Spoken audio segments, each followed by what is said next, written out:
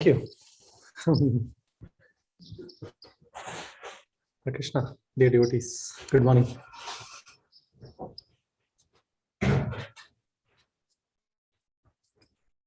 Recording in progress.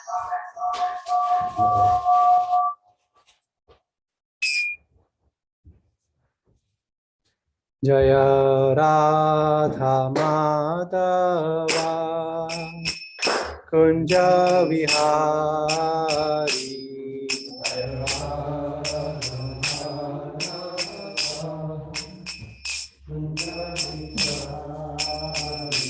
Jaya Radha Madhava Kunja Vihari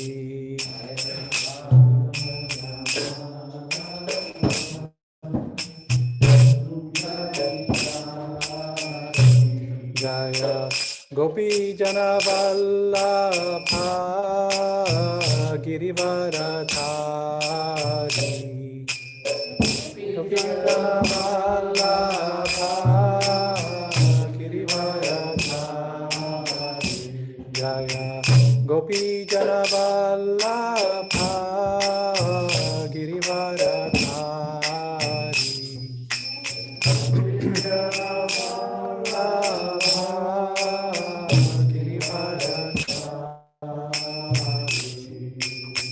Yashodanandana Brajajana Ranjana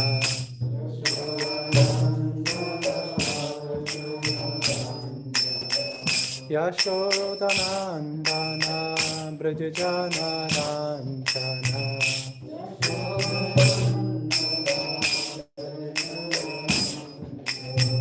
Yamuna Tira Vanachari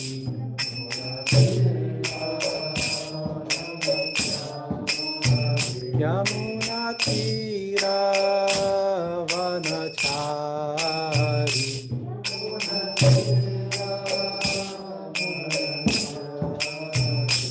Jaya Radha Madhava Kunja Vihari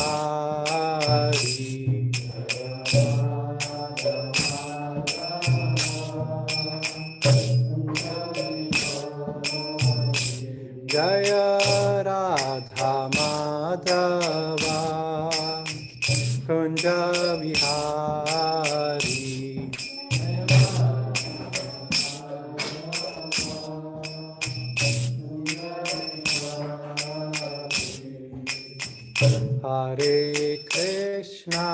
Hare Krishna Krishna Krishna Hare Hare Hare Rama Rama Rama Hare Hare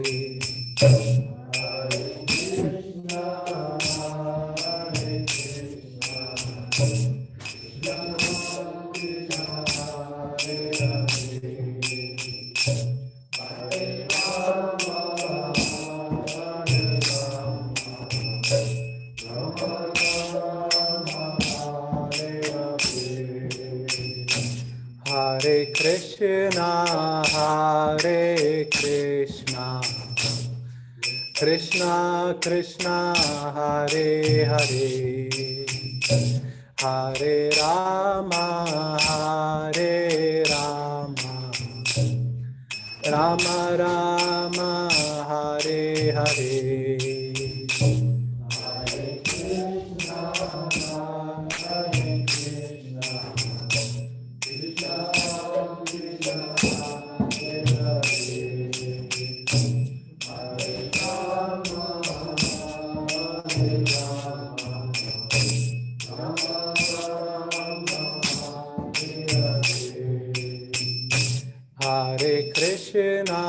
Hare Krishna Krishna Krishna Hare Hare Hare Rama Rama Rama Hare Hare Hare Krishna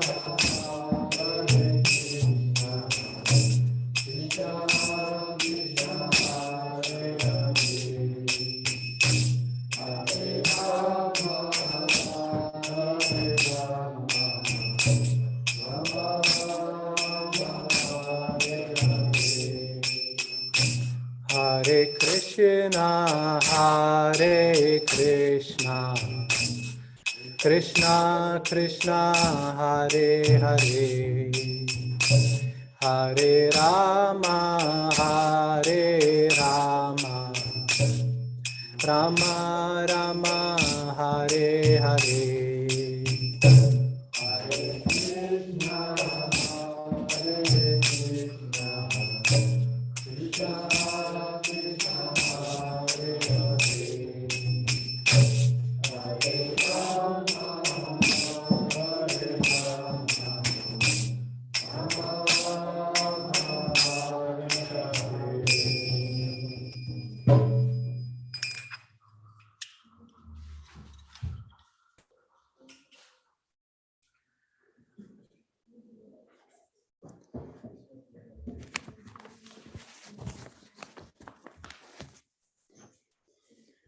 Om Namo Bhagavate Vasudevaya.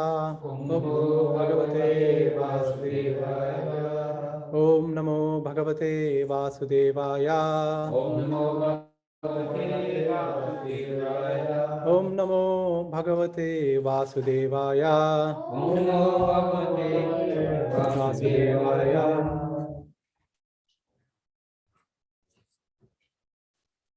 Krishna.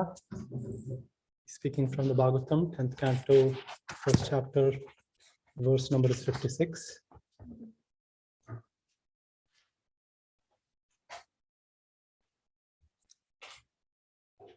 Ata kala upavritte devaki sarva devata putran prashasuve chastav kanyam chaivanu vatsaram. Translation by Srila Prabhupada. Each year thereafter, in due course of time, Devaki, the mother of God, and all the demigods gave birth to a child. Thus she bore 8 sons, one after another, and a daughter named Subhadra. Purport by His Divine Grace, A.C. Bhaktivedanta Swami Srila Prabhupada Ki Jai. The spiritual master is sometimes glorified as Sarva Devamayo Guru. Bhagavatam 11, 17, 27. By the grace of the Guru, the spiritual master, one can understand the different kinds of devas. The word deva refers to God, the supreme personality of Godhead, who is the original source of all the demigods, who are also called devas. In Bhagavad Gita 10.2, the Lord says, Aham Adir Hi Devana. I am the source of all the devas. The Supreme Lord Vishnu, the original person, expands in different forms. Tad Aikshata Bahushyam, Chandogya Upanishad 6.2.3. He alone has expanded into many. Advaitam Achyutam Anadim Anantarupam, Brahma Samhita 5.33. There are different grades of forms known as Swamsa and Vibhinamsha. The Swamsa expansions or Vishnu Tattva are the Supreme Personality of Godhead, whereas the Vibhinamsha are Jiva Tattva, who are part and parcel of the Lord. Mamaivamsa Jiva Loke, Jiva Bhuta Sanatana. If we accept Krishna as the Supreme Personality of Godhead and worship Him, all the parts and expansions of the Lord are automatically worshipped. Sarvar Hanam Achyuteja, Bhagavatam 4:31-14. Krishna is known as Achyuta. Senayor Ubayor Madhye Ratham Stapaya Me Achyuta. By worshipping Achyuta, Krishna, one automatically worships all the demigods. There is no need of separately worshipping either the Vishnu Tattva or Jiva Tattva. If one concentrates upon Krishna, one worships everyone. Therefore, because Mother Devaki gave birth to Krishna, she is described here as Sarva Devata.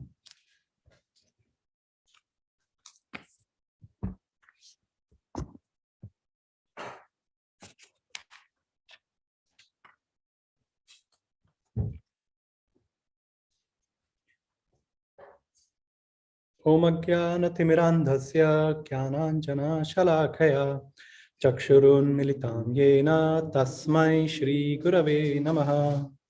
Shri Chaitanya Manobhishtam Stapitam Yena Bhutale Swayam Rupa Kadamayyam Dadati Swapadantikam Vandeham Shri Guru Shri Yuta Padakamalam Shri Gurun Vaishnavamscha Shri Rupam Sagrajatam Sahagana Raghunathanvitam Tam Sajivam Sadvaitam Savadutam Parijana Sahitam Krishna Chaitanya Devam Shri Radha Krishna Padan Sahagana Lalita Shri Vishakhanvitamscha He Krishna Karuna Sindhu Dinabandhu Jagatpate Gopesha Gopika Kanta Radha Kanta Namostute Tapta Kanchana Gaurangi Radhe Vrindavaneshwari Vrishabhanu Suti Devi Pranamami Hari Priye Vancha Kalpa Tarubhyascha Kripa Sindhobhya Evacha Patitanam Pavanebhyo Vaishnavebhyo Namo Namaha Shri Krishna Chaitanya Prabhu Nityananda Shri Advaita Gadadhara Srivasadi Gaura Bhakta Vrinda Hare Krishna Krishna Krishna Hare Hare Hare Rama Rama Rama Hare Hare.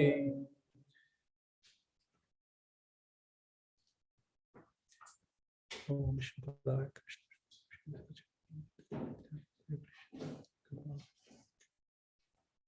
Namo Vishnu Padaya Krishna Prasthaya Bhutale Srimati Bhaktivedanta Swami Namaste Saraswati Devi Gauravani Pujani Vishesha Shandana Paschatya Dishtani.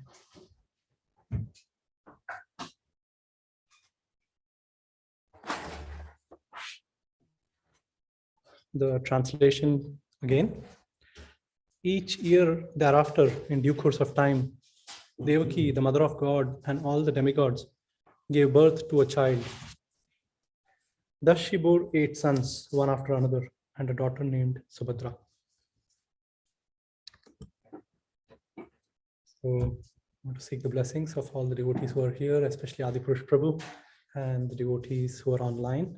Please bless me so that I may speak what is relevant, what is as per the scriptures, and what is pleasing to Guru and Krishna ultimately. Thank you.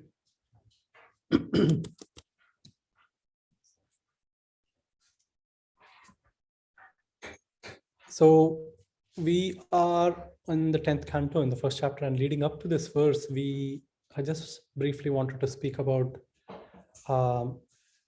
some things which are happening here, like Vasudev and Devaki, they are getting married, and they are supposed to be the parents of Lord Krishna, like they are supposed to help in the advent of Lord Krishna, but there is a voice from the sky which tells Devaki's brother, who is driving the chariot, Kamsa, that the 8th child of this couple is going to be the cause of his death. And even though he's a great king, at least king in the sense of many people feared him, not sure how many respected him, but he immediately took out his sword to kill his own sister in front of like everyone who was present. And at this moment, we see how Vasudev is trying to protect his wife, trying to protect his future children who haven't manifested yet. And we see like how he is pacifying Krishna. And he tells Kamsa, like, how could he's trying to flatter Kamsa, sorry, that how could someone who is such a qualified person kill a woman, kill his sister actually, and kill her on the day of her wedding in front of everyone? That is so beneath someone who's supposed to be a king. And Vasudev also explains like how that we are not our bodies, we are actually a spirit soul. And he's trying to reason with Kamsa, with like the scriptures, with reason, trying to just plead to his heart. But Kamsa, because he's been associating with the Rakshasas so long, with the demoniac people for so long, like none of these good instructions register in his consciousness. He's not convinced at all. He still is bent upon killing, going through his heinous act. And at this point, like in the Krishna book, like it is, Prabhupada writes that how Vasudev is contemplating deeply, like, okay, now this is the situation. Prabhupada, like he says that, yeah, when we have strength and intelligence, we are supposed to try our best to avoid death, basically. And despite of that, even if death were to happen, then it's not, it was meant to be. So Vasudev is like deeply thinking, he's reflecting, and he says to Kamsa that that it is the child of Devaki who's supposed to be the one who kills you. It's not Devaki herself. So it's basically what is happening is like, even someone so virtuous as Vasudeva has to flatter a person like Kamsa, someone who's most vicious. And Vasudeva is basically telling him that just spare my wife for now, but I will deliver all our children in the future. And because Vasudev had this reputation of being an honorable person who would always stand by what he has said, even Kamsa, like someone as demoniac, is willing to put his faith in that statement of Vasudev that yes, he will deliver all his children. And it is said like someone who is so noble, someone who is so pious, such a great devotee, like the six Goswamis are described like Dira, Adira, Janapriya, Karo, Nirmatsaro, Pujito. They are like the ocean of love of God, both the gentle and the ruffians, the evil people, both of them love them. No one envies such a person. So we see that Vasudev's character is able to make an impression even on a person like Kamsa, and Kamsa finally like lets them be, and he lets them go to their home.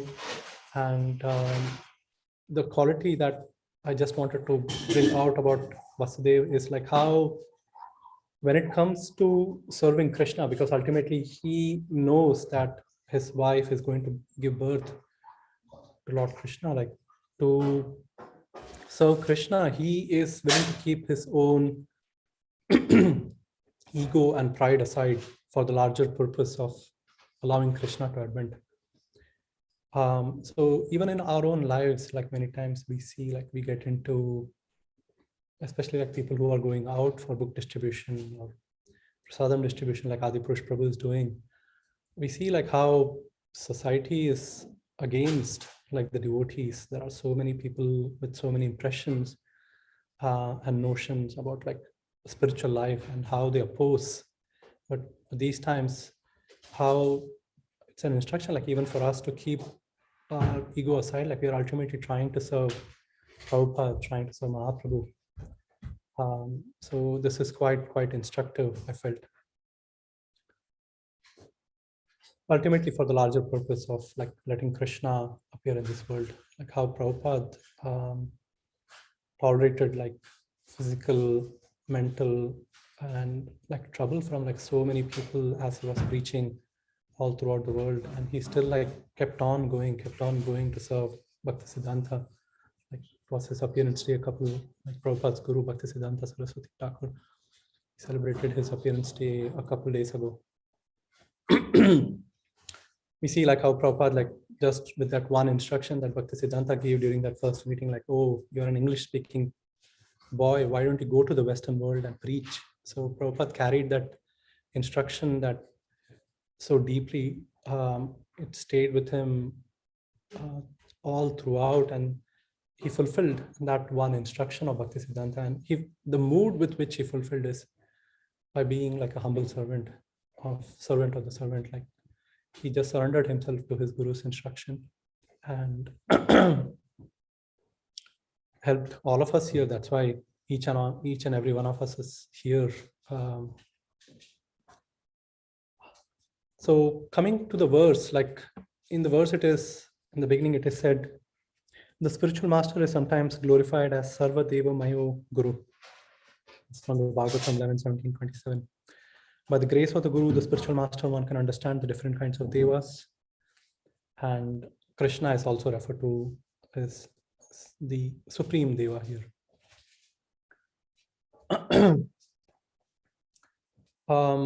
The Guru is someone that is able to cut through all the confusions and all the conflicting statements that we hear, that are said in that we hear. Like me, while growing up, we would worship many demigods. Like I grew up in India, we would worship like Ganesha, Shiva, Parvati, Lakshmi, Saraswati, Sai Baba. There are like so many demigods on our altar, and it was quite confusing on like who is who. We were just told to like worship everyone, like treat everyone as God. Everyone is supreme, and you go to Saraswati for this, you go to Lakshmi for wealth, you go to Saraswati for knowledge, you go to this demigod for this purpose, that demigod for that purpose. So there was no clear guidance on why we are doing what we are doing. And we see like Guru is like a transparent via medium. He is representing what is there in the scriptures, in the Vedic texts, and through that he's proving that it is Krishna who is the supreme. And so in this verse also, like it said, by the grace of the Guru, we can understand who the different kinds of devas are and who Krishna is ultimately. So we see these instructions, we see these verses in the Bhagavatam, like Krishna is described as Sarva Karana Karanam, and he is described as Krishnastu Bhagavan Swayam. So these, and then in the Bhagavad Gita itself, like in 10.2, Krishna says like Aham Adir Hi Devanam, like I am the origin of both the demigods and all the devas, all the Vishnu Tattvas and the Jiva Tattvas. So the Guru is the one who is helping us actually come in touch with Krishna, and and it is through the mercy of Krishna that we also meet the Guru. It said like Guru Krishna Prasade Pai Bhakti Lata Beej. So by the mercy of Krishna and the spiritual master, a person receives the seed of the creeper of devotional service. Otherwise, we would all be lost without Prabhupada and his books and his many devotees, many disciples and grand disciples and so on. In the verse that Prabhupada quotes here, like 11, 17, 27, like some of the qualities of the Guru is highlighted here. Like Guru is not someone, I just want to briefly speak about that. Like he or she, the Guru is not someone who enjoys the facilities. They are not there for the reason, for the position, for the respect. They are there purely to serve their Guru. Guru is described as like not, they describe themselves as I am the servant of the servant of the servant. And without, the Guru is basically like a father, like a parent, and without the attention of the parent, like we cannot rise to the transcendental platform. And we are instructed like clearly to not envy the Guru, because to envy the Guru, like sometimes we can feel like, oh, they are getting so much attention and adoration. I've also seen this within me, that why is this person being glorified so much? But it's clearly an incorrect understanding. Like to envy the Guru is actually to envy Krishna himself. We are told to like always respect the spiritual master, and to worship them as the Lord, like, but to also understand like they are not Krishna, they are the most intimate servitor of the Lord. Guru is described as like the manifested representative of Lord Nityananda, actually, whose appearance day we just celebrated couple weeks ago, like a week ago actually. It is said in Guru Ashtakam that Sakshat Dharitvena Samasta Shastre Uttastita Bhavyata Eva Sadvi. Guru is to be honored as much as the Supreme Lord because he is the most confidential servitor of the Lord.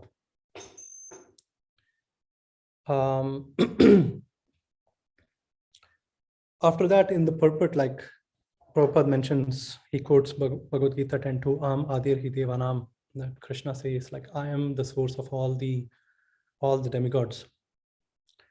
So the translation of that verse is, neither the host of demigods nor the great sages know my origin or opulences. For in every respect, I am the source of the demigods and the sages. So without Krishna himself explaining who he is, what his position is, like, we won't be able to find out or properly understand things as they are. In the Chandogya Upanishad, which is also quoted here, it said, Tad Aikshata Bahu Sham. He alone expands into many.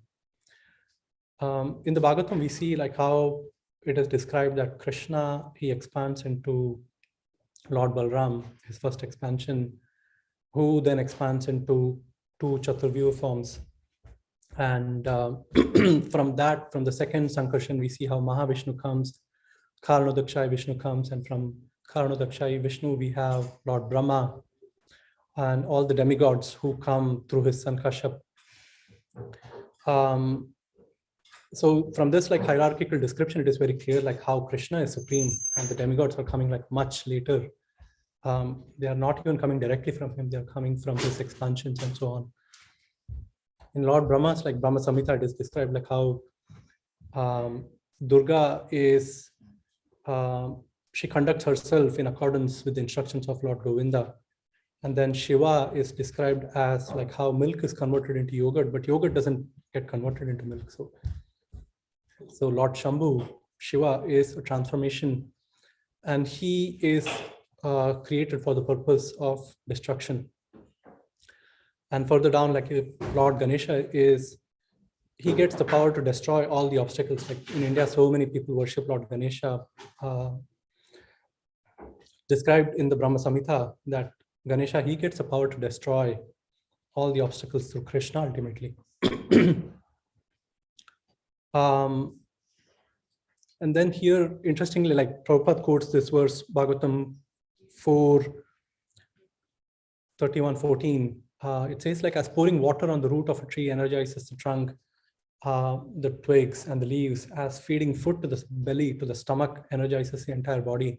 Similarly, worshipping Krishna, the Supreme Personality, we are able to automatically satisfy all the demigods. Like we hear this example, this analogy quoted so often. It's quite interesting to see where is it coming from the Bhagavatam actually. So it basically says like we are not required to worship all the demigods. Like, but ultimately it doesn't mean that we have to disrespect anyone. Like Prabhupada instructs us, like we have to respect even an ant. And the demigods are like dear devotees of the Lord.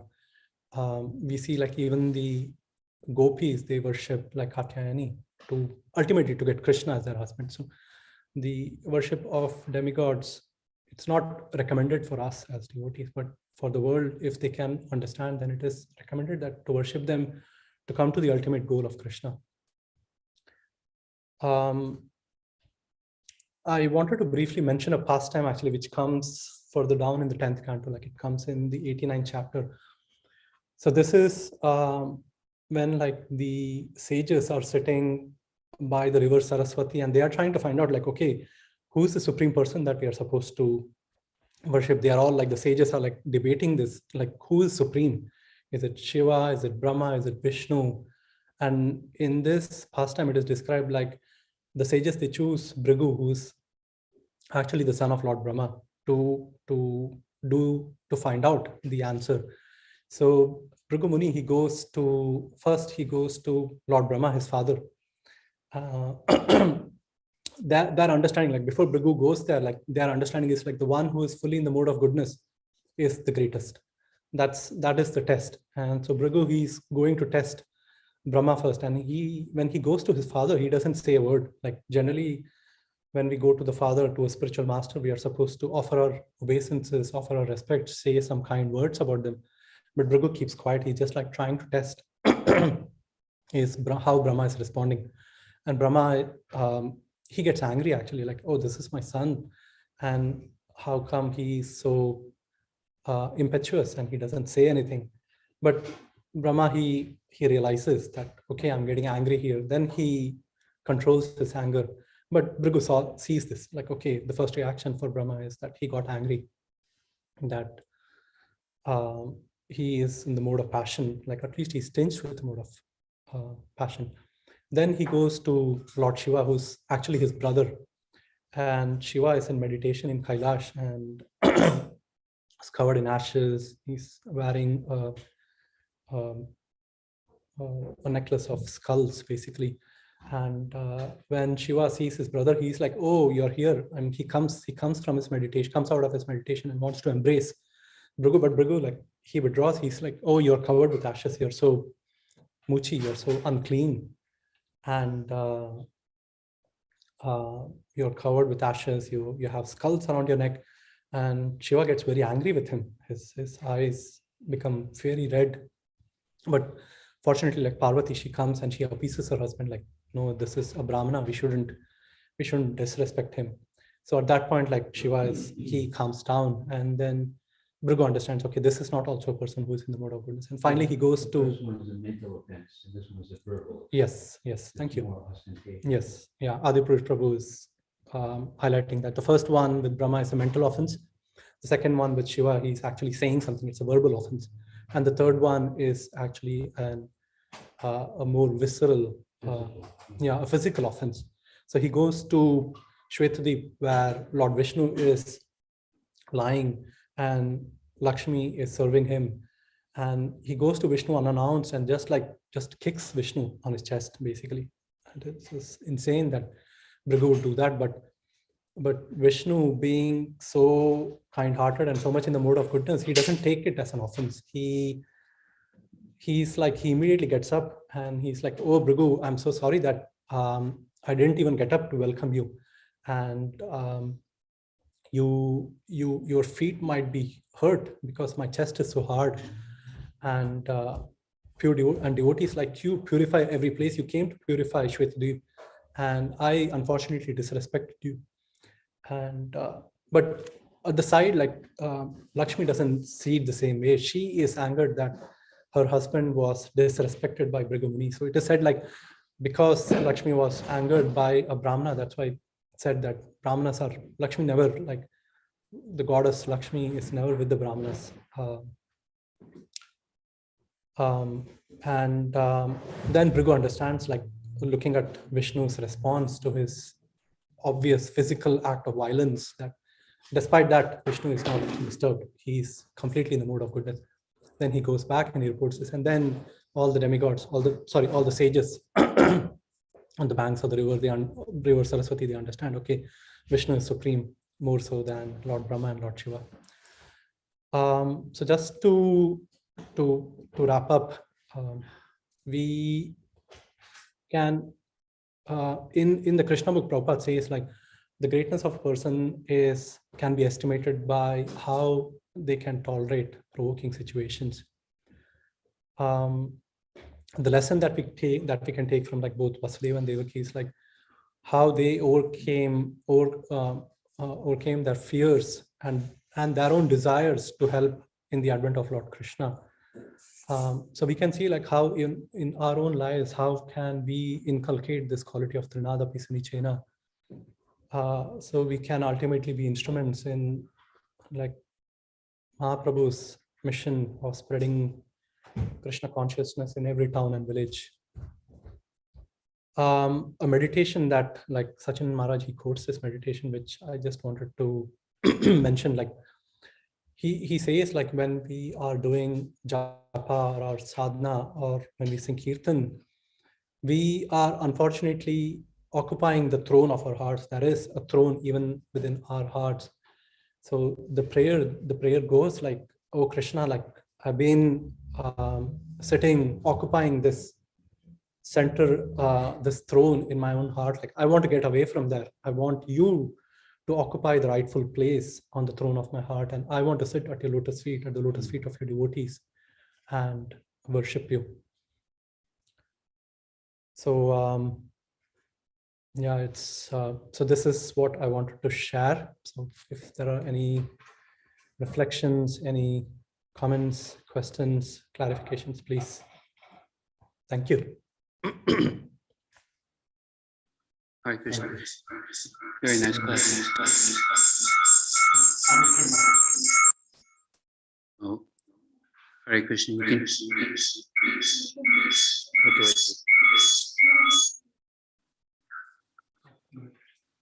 Yeah, the outrageous point in this verse is that Vasudev says, okay, kill the children. It's tremendous compromise with somebody who's outright evil, right? And, Mahajana Yena Katasa, we're supposed to follow in the footsteps of the great souls. And we hear something in Bhagavatam, and then we have a situation in our own life, similar. We're called to actually make a compromise for the sake of Krishna's service. That seems totally immoral, radical, killing children, allowing,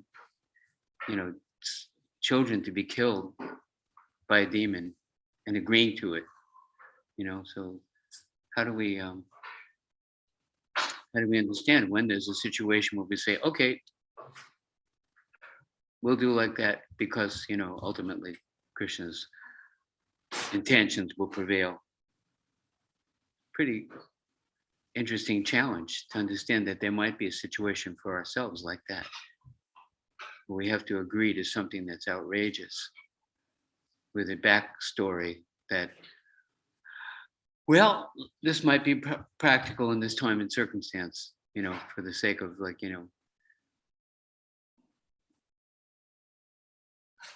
what are we supposed to do,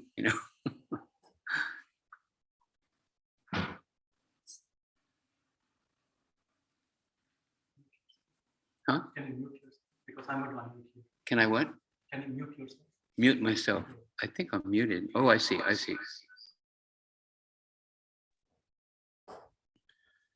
Yeah, thank you, Adipurush Prabhu, for your reflection, for your question. It's a tough question, no doubt.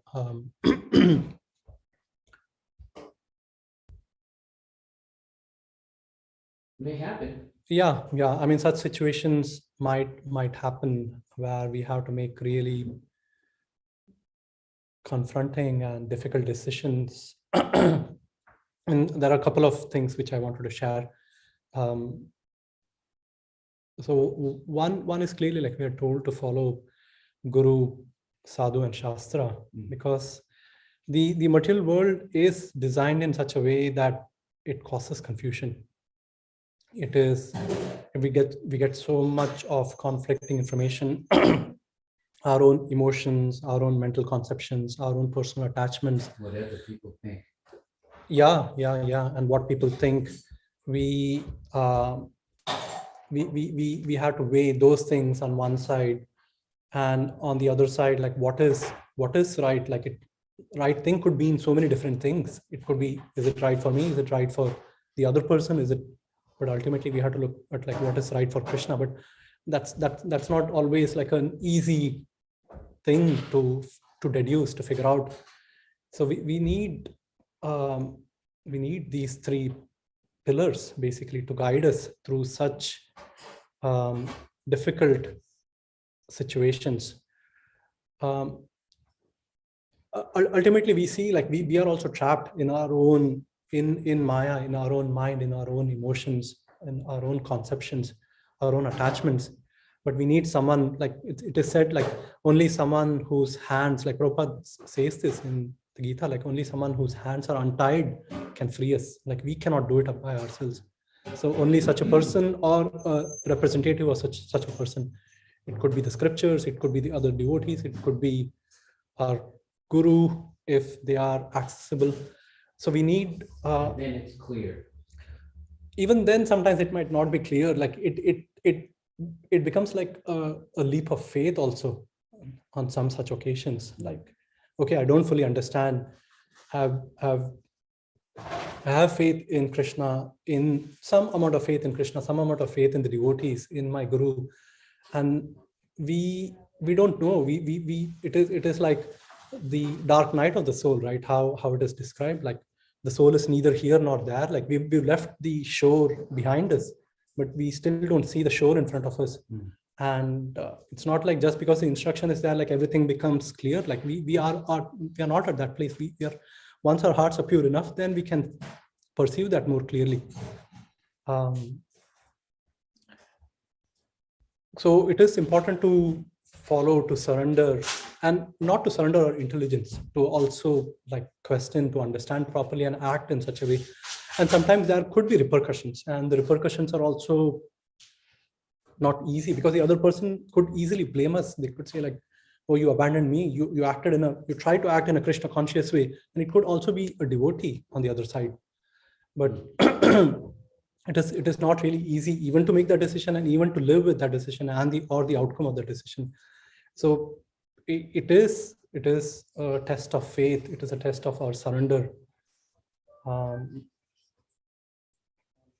And this only becomes clear with time. Like I'm It might not. be beyond logic, it might be beyond what people think. But if that's what Krishna told Arjuna, take your teacher's life, take your grandfather's life, right? Yes. And, yeah, otherwise it's just foggy, moralistic Yes. swamp. Yeah. Adipurush Prabhu is saying, I don't know if you heard, but Adipurush Prabhu is saying like, it might be Beyond logic. Yeah, it might be beyond logic, Beyond popular opinion. beyond popular opinion. And then Krishna is instructing Arjuna on the battlefield, like, no, you have to fight. You just have to surrender. And then Arjuna does that. He kills his grandfather, his cousins, and his family members. So it becomes, yeah. That's what Shikha doesn't end up saying. Hare Krishna, Shikshastik Prabhu, can you unmute yourself? Hare Krishna, Hare Bo. I was just thinking that this kind of surrender is asked of all devotees in all different kinds of traditions. And it is a test, but one who's surrendered, it becomes second nature. You know what Krishna wants you to do. For example, like in Abrahamic tradition, God said to Abraham, kill me. This is from Bob Dylan. I'm just paraphrasing it. God said to Abraham, kill me a son. Abe said, man, you must be putting me on. God said, no. Abe said, what? God said, you can do what you want, Abe, but next time you see me, you better run. And Abe said, where do you want this killing done? And God said, out on Highway 61. But anyway, that's a real biblical story where Abraham was asked by God to kill his own son. So that's pretty radical. So how do we know, the question is, how do we know what to do? If you're a surrendered devotee, you can figure out what God wants you to do because it becomes second nature. Isn't that right? I mean, once you surrender, you just know. It's just like, when you're full, when you eat enough, you know that you're full and you don't have to eat anymore, but it just becomes something that's perceived in your heart. That's the only way we can know, other than the spiritual master on the outside. There is no other way to understand, right? Yeah, very quickly, Shikshastakam Prabhu. Yeah, thank you for thank you for what you shared and for quoting Bob Dylan. Yes, I mean, like sometimes these decisions are difficult at this point, but as we also grow in our spiritual lives, these decisions will become harder and harder. The amount of surrender that is expected is also more, actually. So till we come to the point of like full surrender, like Sarva Dharman Parityaja. So yes, it is like building a muscle, and the next time we are willing to do it a little more. We are willing to try a little further, or trying to put our faith in Guru and Krishna and their instructions a little more. So this It's called the Kurukchetra Moment. Don't think that there won't be a Kurukchetra moment in your life when Guru might say something that your husband or wife disagrees with, or that your society disagrees with, or that your logic disagrees with. There'll be a Kurukchetra moment. And at that point, we have to say, Krishna, I'm yours. And now I'm your disciple, a soul surrendered unto you. I'll do what you ask. With complete understanding that everything will be perfect if we do that. Oh, Bhima's popping up. Bhima, let him. Haribo, Haribo. Just 1 second, Bhima Prabhu, like it's Yes. altar might open at any moment. So if it's a very Okay, so I'll let it go. Yeah, Hare Krishna. Great lecture. Haribo. Hare Krishna. Yeah, sorry, Prabhu. Like you can maybe another time. Yeah, thank you. Hare Krishna. Grantaraj Srimad Bhagavatam ki jai. Srila Prabhupada ki Jai. jai. Bala Krishna Prabhu Ki Jai. Thanks everybody for participating. Have a beautiful day. Put your false ego aside when it comes to devotional service, like Bala Krishna Prabhu says. Hare Krishna. So the Bhagavatam says. Yes, Bhagavatam.